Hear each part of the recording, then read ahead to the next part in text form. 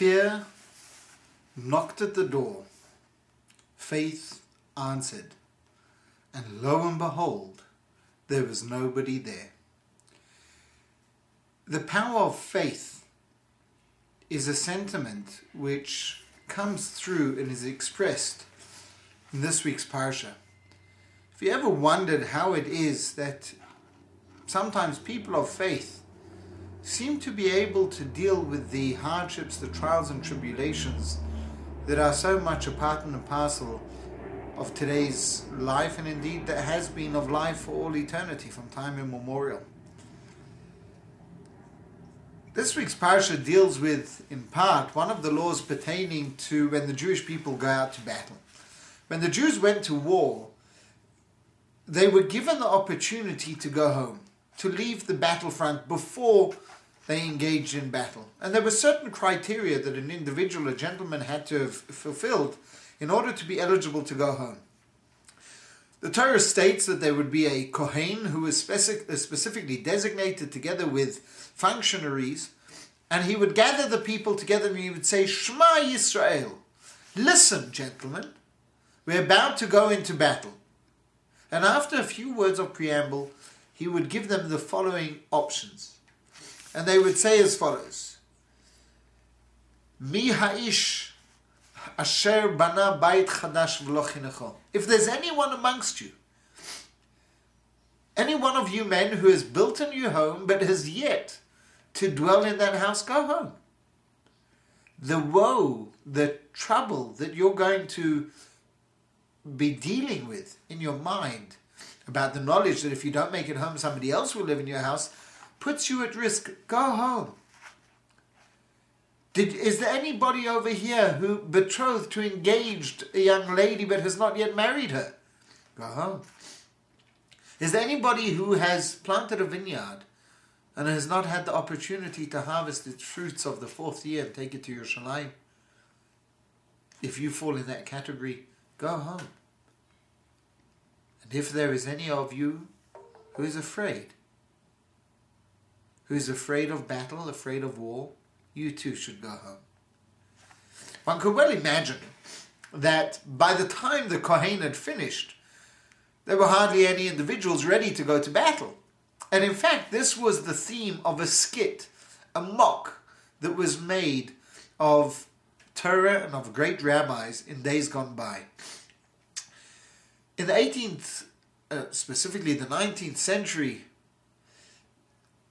there was a lot of haskalah. Haskalah was what we call enlightenment, basically a movement against and away from Yiddishkeit and from Torah. It was very pervasive within certain yeshivot. It was very destructive. Many yeshivot chose to close down rather than expose themselves to this kind of spurious infiltration, if you will, from these kind of ideals and ideologies. And on one occasion they made a skit. And the skit was on our parsha. And all these gentlemen stood up ready for battle. And then a person stood forward and he says, gentlemen, if there is anybody here who has built a house and has not yet lived in it, go home. And some of the people departed. And if there's anybody over here who's planted an orchard and has not harvested the fruit, let him go home. And more people departed. And then finally he said, and if there is anybody over here who's been engaged and has not married the woman, let him go home. And again more people went. And anybody who's scared of battle, let him also go home. And finally everybody left except for two. And the two people that remained in the skit, they played them out to be the famed Chofetz Chaim, who was a great rabbi, passed away in the 1930s, and the other was Reb Chaim Brisker. And at that point in time, the skit now mocks them, these two only remaining soldiers who are going to go battle against the enemies, and protracted the comedy by them now debating, well, who should go first into battle? And Reb Chaim Brisker saying, no, please, you, the Chofetz Chaim, should go first. After all, you are a Kohen. And we have a duty to respect and to honor the Kohanim. The Kohanim go first. And that was the skit. Anyhow, the information was brought back and brought to the attention of Reb Chaim Brisker. Reb Chaim Brisker, when he heard how they had mocked him and the Chofetz Chaim, he turned around and he said, you know what, it's true. But the one thing they omitted to mention is that these two gentlemen won the battle. That these two men on their own actually won the war. What was he saying?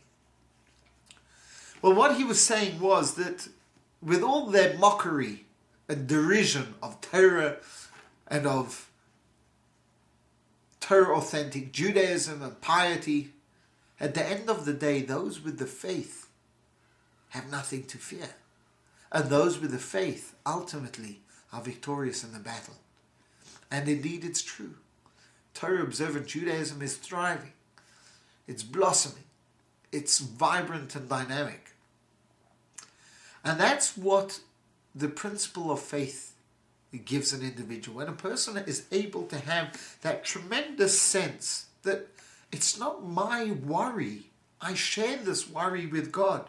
And God is capable of creating the whole world. He's capable also of dealing with this particular matter. When you have that kind of a steadfast faith, then you have the ability to overcome any difficulties. Viktor Frankl had a beautiful way of explaining in his book, how is it that what he saw in the Holocaust, people who had been made to feel that they were not people, were able not only to have a will to survive, but also were determined to do it either with humor, with commitment, with devotion, with dedication. He was struck by this dichotomy which existed in the hell that was the Second World War. And he came up with a fascinating equation where he said that D equals S minus M, which means depression equals suffering without meaning. And from his perspective, what he said was, when people have meaning in life, then they are able to deal with whatever happens. When they have faith, they're able to deal with all the trials and tribulations. The way he put it also was that when you have a why, you can handle anyhow. When there is a reason, a sense that I'm part of God's global picture and I have faith in God. And albeit I don't understand everything that God does and why God does it, but I have a strong and a steadfast faith in God, then we're able to deal with all issues, all trials and tribulations. Please God, we should be able to take a measure of that certainty, of that faith in Hashem, to be able to, as it says, Hashlech al Hashem Yehavcha, cast our woes onto God's shoulders and let Him schlep it. Then I have no doubt that we will be able to deal with all the difficulties that life presents. But more importantly, I pray that our faith should ensure that we have no difficulties. Only goodness, happiness will befall us forevermore. Good Shabbos.